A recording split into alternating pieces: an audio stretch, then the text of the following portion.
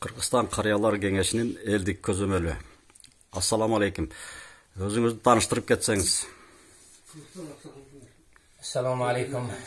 Hurmatli şu YouTube kanalına ko'rarmanlari. Men O'zgan shahar turg'uni Bahriddinov Ne'matullo Hoji bolam. Men bu shaharda hozir Makkatul Mukarrama jami masjidini bosh imomi xatib bo'lib ishlayman. Rahmat. Ajike, aytsanız bu şahardagı şayloo jönündө eldin oy pikiri kıskaça siz jергиликтүү болгондон кийин кандай деп болуп атат? Alhamdulillah hozir mana bugungi kunda shu Qirg'iziston mamlakatimiz shunday bir turibdi bo'lib qoldi, mezon yo'liga talasiga tushib qoldi. Bu el yurt bir qanday bo'lar ekan degan bir nima ham bor edi elda nimasida. Bugun alhamdulillah men o'sha bir ishonib aytamanki, o'zgan shahar.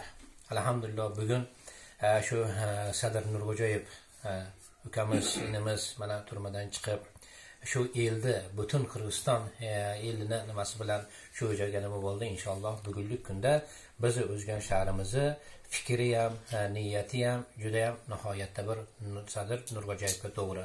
Nima uchunki buni mana gapirayotgan gaplarini o'qiyapmiz. Shu elni qalbidan chiqarib elni g'amini yeydigan inson ekanligiga inshaalloh to'liq ishon hosil qilib qoldik. Mana inshaalloh bugungi kunda ahli o'zgan shu biz ayniqsa bu Qirg'iziston ko'p millatlik, ko'p bir millatlar bilan tashkil topgan davlat. Shuning uchun alhamdulillahki shularning bir intifoligiga shu o'z nima solimini qo'shadi degan ko'p umiddamiz inshaalloh. Yaxshi. Siz Sadir Japarovga nima uchun ishonish ortib niyat qilib atasız? Bu Sadr Nurg'o'jayevga bizni o'zimizni masalan fikrimiz shu el bilan bir ko'p bir holatda gaplashganlik nima bo'yicha bu qiylangan odamni qadrini biladi. Ko'p bir holatlarda ana shu gumon bilan, ko'p bir holatda tuhmat bilan shu qamalgan odamlarni, ya'ni o'zi shunday bir holatda fikr qiladi degan umidimiz ham bor. Ikkinchisi Sadr Nurg'o'jayevni biz bilishimiz o'zimiz xudo xolasa inshaalloh mana bir nimalardan eshityapmiz. Shu bir elni ko'ygo'yini, elni g'amini bir ko'tarishlik niyatlarini olibdi. Shu holatlarni eslab turib biz Sadr Nurg'o'jayevga shunday bir intilib, shu odamga e'tiqod qilib turibmiz. Endi qalov tilagingiz bor Sadr Japarovga. Endi bizning holo tilagimiz mana Payg'ambarimiz sollallohu alayhi vasallam bir so'zlarida ad-duo muhil ibodat deb aytganlar. Duo ibodatlarning ichidagi eng bir ulug' narsa duo degan.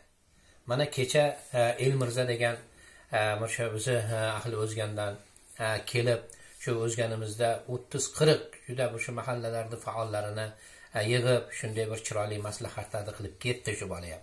Shu yerda ham bir chiroyli gaplarimizni gapirdik. Endi biz xohlaymiz Alloh bu podshohlik Alloh taolo tarafidan beriladigan narsa. Bu narsa nihoyatda omonat narsa. Shuning uchun shu Sadr Nurg'o'jayev ukamizga, inimizga Alloh taolodan omad so'raymiz.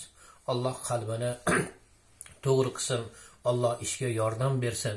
Bu dunyoda nimaiki bergan bo'lsa Alloh beradi.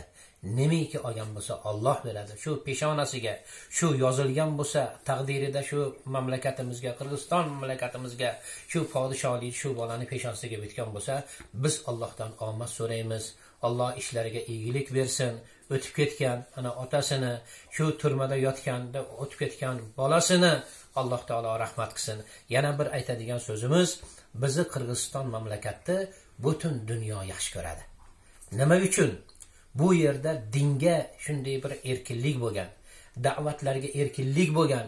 Bu yerdagi mamlakatni intifoligini bittasi din, ya'ni da'vat. Alhamdulillah shu da'vat bilan bir-birlarini eslatishlik bilan shu mamlakatimizni ko'p bir mamlakatlar yaxshi ko'radi. Shu asosda men Sadr Nurg'o'jayevga egilik xohlayman. Alloh omad bersin, salomat bo'lsin. Assalomu alaykum va rahmatullohi va barakatuh. Rahmat, sizga egilik.